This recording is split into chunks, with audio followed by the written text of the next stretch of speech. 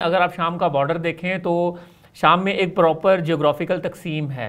एक नज़रिया ये है कि इस वक्त ईरान जो है वो पीछे हट गया है और अरब इस वक्त आगे बढ़ चुके हैं और अरबों ने ईरान को बाकायदा तौर पर इसमें शिकस्त दे दी है। एक थ्योरी ये है इस वक्त कि इसराइल ने गोलान की पहाड़ियों पे दोबारा से उन्होंने मार्च किया है, अपनी फ़ौज दाखिल की है, टैंक दाखिल किए हैं।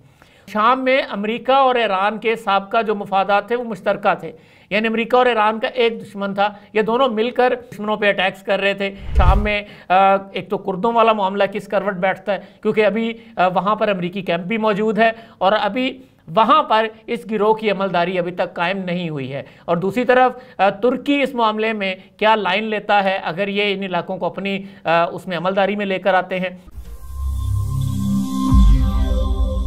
अस्सलाम वालेकुम जी, हंसला अम्माद। शाम का मसला इस वक्त सबके सामने है कि किस तरह एक गिरोह ने, बल्कि एक गिरोह नहीं कई गिरोहों पर मुश्तमिल एक इत्तेहादी गिरोह ने बड़ी तेज़ी से शाम में तकरीबन कोई 50 साल से ज़्यादा अरसे से जारी हुकूमत का ख़ात्मा किया है। एक हफ़्ता ही मेरा ख्याल लगा है, इससे भी कम शायद टाइम लगा है। तो बहुत सारे इसमें फैक्टर्स हैं, बहुत सारे इसमें ख़बर तो इसमें शायद ऐसी कोई नहीं है कि मैं कहूँ कि मैं कोई नई खबर देने जा रहा हूँ, सबको पता है शाम में क्या हो रहा है। लेकिन मैं कुछ उसके मुहर्रिकात पे, कुछ फैक्टर्स पे बात करना चाहूँगा।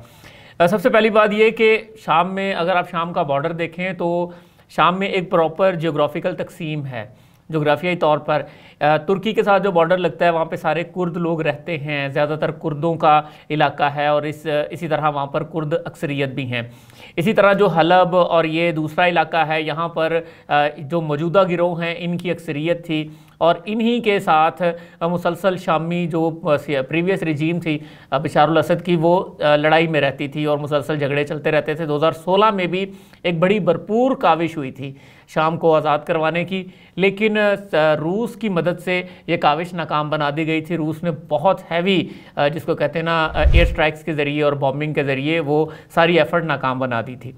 अब इस दफ़ा क्या हुआ है कि रूस बैक ऑफ कर गया। रूस ने अगरचे कुछ शहर, एक शहर में बल्कि बॉम्बिंग की, एयर स्ट्राइक्स की, लेकिन वो बड़ी लिमिटेड थी और जो शामी अफवाज थी बशारुल असद की, वो आगे लग के एक हिसाब से यूँ था कि भाग रही हैं आगे लग लग के, तो वो यूँ दिनों में शहर के शहर फतह होते चले गए और दमिश्क पे भी कब्ज़ा हो गया।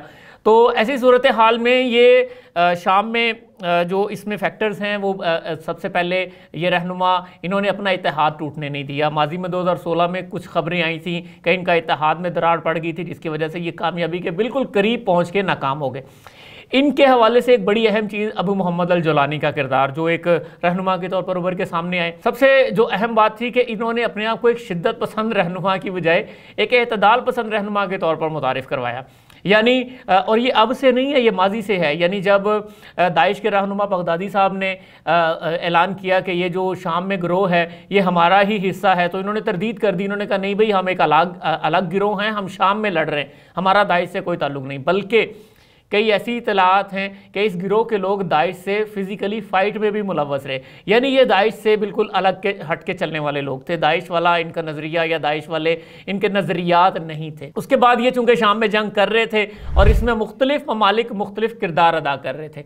ईरान यहाँ पर हिज़्बुल्लाह को और अपनी मुकामी बहुत सारी मिलिशियाओं को सपोर्ट करता था, जिसके ज़रिए वो लिबनान में और यमन, बाकी ममालिक में भी जहाँ जहाँ वो जंग चाहता था वो करता था।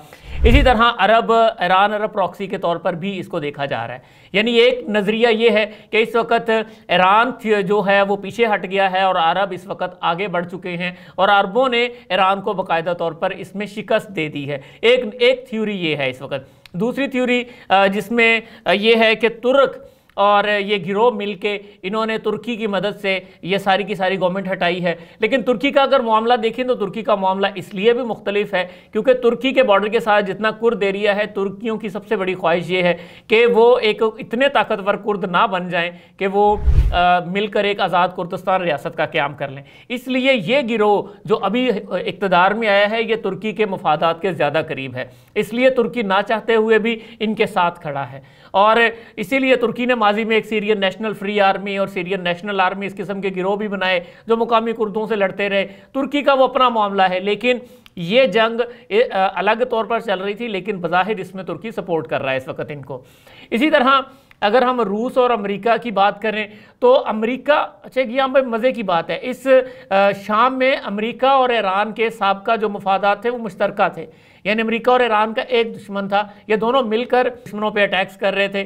जबकि दूसरी तरफ अब क्या हुआ है, ये थ्योरी तीसरी थ्योरी मैं आपको बता रहा हूँ, वो ये चल रही है कि यूक्रेन के बदले शाम का सौदा किया गया है। यानी कहने वाले ये कह रहे हैं कि इस वक्त हुआ ये है कि रूस को यूक्रेन मिलेगा और उसके बदले में रूस से ये कहा गया है कि आप शाम को छोड़ दें। इसीलिए रूस ने शाम में को बहुत ज़्यादा एक्टिविटी नहीं की, बल्कि अपनी बहरी बेड़ा भी इतलात के मुताबिक वहाँ से उनका रुखसत हो गया। हाँ, अलबत्ता अमरीकी जो पोस्टें हैं और अमरीकी जो बेस कैंप है वो वहाँ पर मौजूद रहेगा। लेकिन अब ये सारे सिनेरियो में एक जो सबसे ख़तरनाक सूरत हाल है वो ये आई है कि इसराइल ने गोलान की पहाड़ियों पे दोबारा से उन्होंने मार्च किया है, अपनी फ़ौज दाखिल की है, टैंक दाखिल किए हैं। तो अब ये इतनी तेज़ी से सब कुछ हो रहा है कि समझना फ़िलहाल मुश्किल हो रहा है, और माजरत के साथ हर बंदा अपने अपने गिरोह की ऐनक लगा के इस वाक़यात को देख रहा है। मसलन पाकिस्तान में एक गिरोह है जो कह रहा है कि ये सारा कुछ अमेरिका ने करवाया है, एक गिरोह है जो ये कह रहा है कि ये इस्लाम की फतह हुई है, ये बड़ा अच्छा हुआ है। तो ये दोनों गिरोह सिर्फ अपनी अपनी ऐनक लगा के इसको देख रहे हैं, जबकि दर हकीकत होगा क्या, ये हुआ क्या है, ये हमें पता चलेगा इसराइल वाले मामले में, कि इसराइल अगर एडवांस कर रहा है और इसराइल आगे बढ़ रहा है तो शाम की मौजूदा हुकूमत, जिसका आज ऐलान भी हो गया, वज़ीर आज़म का ऐलान कर दिया गया, उमर अल बशीर ने वज़ीर आज़म होंगे, इसी तरह बाकी चीज़ें भी अब वजूद में आ रही हैं। तो ये पता चलेगा कि इसराइल के साथ ये कैसे चलते हैं, आगे बढ़ के ये हुकूमत आगे क्या किरदार अदा करती है। इसराइल ने बॉम्बिंग की है, इसमें कोई शक नहीं। हाँ, अलबत्ता एक पॉइंट इसमें बड़ा अहम है, वो ये कि ईरानी सफारत खाना तबाह हुआ, सिर्फ वाहिद ईरान का सफारत खाना था जिसको दिमश्क में तबाह किया गया धमाके से। लेकिन बावसूख जो ज़राए या ख़बरें कह लें उनके मुताबिक वो इस गिरोह ने तबाह नहीं किया जिन्होंने दमिश्क पे कब्ज़ा किया, बल्कि वो नामालूम कोई नकाब पोश ऐसे मुसल्लह अफराद थे जिन्होंने वो सारे का सारा तबाह जो ईरानी सफारत खाने की इमारत थी वो तबाह की। गालिबन ईरान नहीं चाहता था कि उनकी बिल्डिंग से कोई राज या कोई ऐसी चीज़ें इस फोर्सेस के हाथ में लगें, इसलिए उन्होंने अपनी पूरी की पूरी सफारत खाने की जो बिल्डिंग है वो तबाह कर दी। हाँ, अलबत्ता इसमें एक फैक्टर और जो शामिल हुआ वो ये है कि सऊदी अरब इस पर अगरचे बड़ा स्टेक रखता है, लेकिन उनकी तरफ से कोई वाज़े पॉलिसी या कोई लाइन अभी तक नहीं आई। मोहम्मद अल जोलानी ने बड़ी यानी दमिश्क पर कब्ज़े से पहले उसने कहा कि हम सबको ये गारंटी देते हैं किसी को शनाख्त की बुनियाद पर नहीं कत्ल किया जाएगा। उन्होंने कहा कि हम कत्लेआम नहीं करेंगे, मुसलसल ये अपील्स करते रहे कि ये हमारा मुल्क है, इसकी अमलाक को कोई नुकसान ना पहुँचाएँ। इसी तरह जो मगरिब में अमूमन पोर्ट्रे होता है कि हमारे जो ऐसे इस्लामिस्ट लीडर होते हैं उनको बड़ा शिद्दत पसंद पेश किया जाता है, उसके मुकाबले में उन्होंने कहा कि हम अमरीकी और यूरोपीय तनसीबात पर हमला करने का कोई इरादा नहीं रखते। यानी वो अपने आप को एक इतदाल पसंद रहनुमा के तौर पर पेश कर रहे थे। तो अभी हम देखते हैं कि ये शाम में एक तो कुर्दों वाला मामला किस करवट बैठता है, क्योंकि अभी वहाँ पर अमरीकी कैंप भी मौजूद है और अभी वहाँ पर इस गिरोह की अमलदारी अभी तक कायम नहीं हुई है। और दूसरी तरफ तुर्की इस मामले में क्या लाइन लेता है अगर ये इन इलाकों को अपनी उसमें अमलदारी में लेकर आते हैं, और तीसरी तरफ इसराइल के साथ ये मामला किस तरह से निपटते हैं, क्योंकि शाम की इसराइल के साथ डायरेक्ट सरहद लगती है। तो अगर ये मुस्तकबिल करीब मेरा मुराद है कि ये जल्द ही तय हो जाएगा, इसलिए तब तक मेरी ये गुजारिश है कि अपने अपने गिरोह की, खा वो मसलकी है खा वो लिसानी है, उस तासुब की अनक को ज़रा एक नज़र उतार के एक नज़र ज़रूर देखें शाम के उन अक्सरियत पसंद लोगों को जो दुनिया भर में खुशियाँ मना रहे हैं। आखिर कोई तो वजह थी, जब ये गिरोह शाम पर काबिज़ हुआ तो कहीं कोई मुज़ामत नहीं हुई, किसी अवाम ने कोई मुज़ामत नहीं की। इसका मतलब है कि वो 50 साल से एक ख़ानदान काबिज़ था और उसने बेतहाशा जुल्म किया था। सैदियाना जेल की जो कहानियाँ हैं वो मीडिया पर भी सामने आ रही हैं, किस तरह लाखों लोग वहाँ पर मारे गए।